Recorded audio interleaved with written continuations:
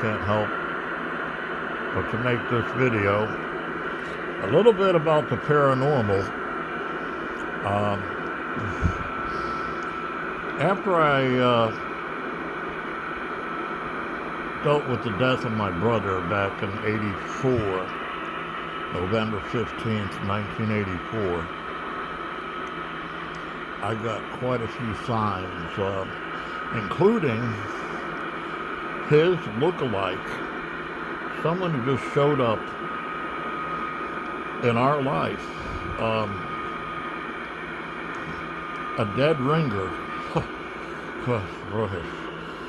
no pun intended, but a dead ringer for my brother. Same hair length, same physique, same age. He was 19 years old, but his name was Danny. I can't remember his last name. But we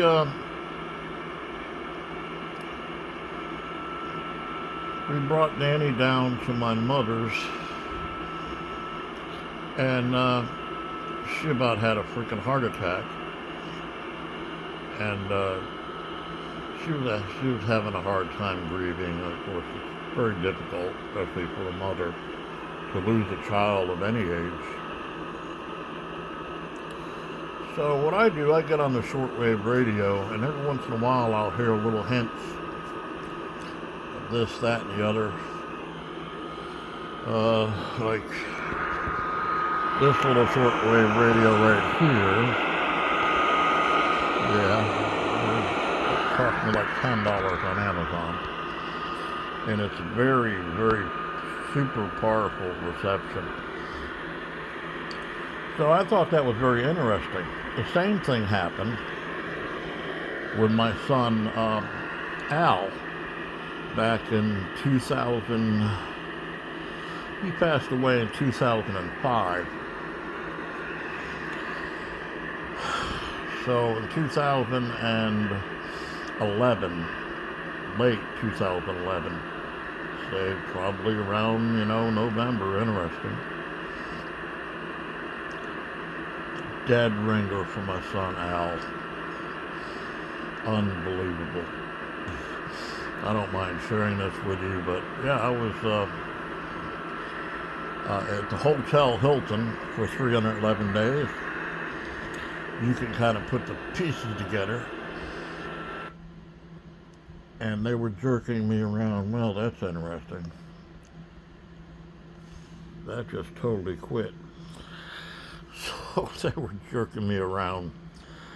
And I was the most dangerous man in the world, literally. Almost, not literally, but no bond at all. And this was for just kind of a misunderstanding going on. And the first time I was ever spent any time in the Hotel Hilton, if you know what I mean.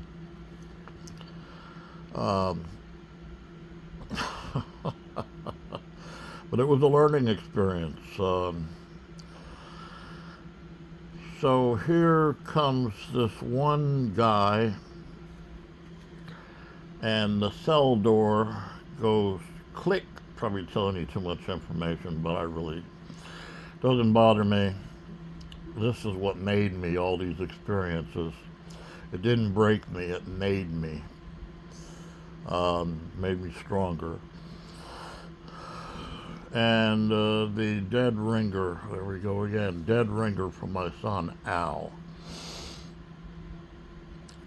I just couldn't believe it. I could not believe it. Little things that could not be coincidences. This is why I believe in God, and I'm a very spiritual man. However, I'm not religious. I don't like organized religion. I loathe televangelists,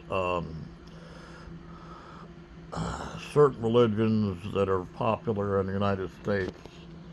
I really can do without them, because that was I was basically in a state of slavery to these religions. when I was a child, and my mother, mainly my mother, she was the narcissistic sociopath. She said, yeah, go ahead and take them so they'd come get me. And I got indoctrinated with a very popular, I won't say it, religion of the United States. One of the most popular, probably, if not the most popular. And it was hell, a literal hell for me. And I was abused, misused by this religion, people who stood by it. Now, eventually I gave this religion up, and I was talking directly to God, not to the religion. Now I have a great relationship with God. I believe in God. Probably not like most people, more like a modernized Native American belief system with great spirituality. I've always been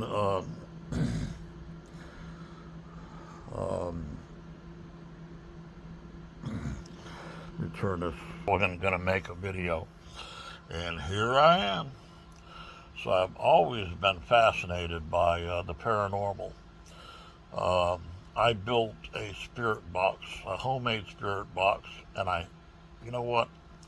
I got that video on my channel. I'll see if I can't find that and shoot it forward. It's probably been about 4 years, 5 years maybe, or so. But that thing was so interesting, to say the least. So, okay, guys, the old man is fighting. I've fought sleep all my life. You know, when they say, well, this baby's fighting sleep. He will not go to sleep. This big baby right here fighting sleep. I'm fighting sleep.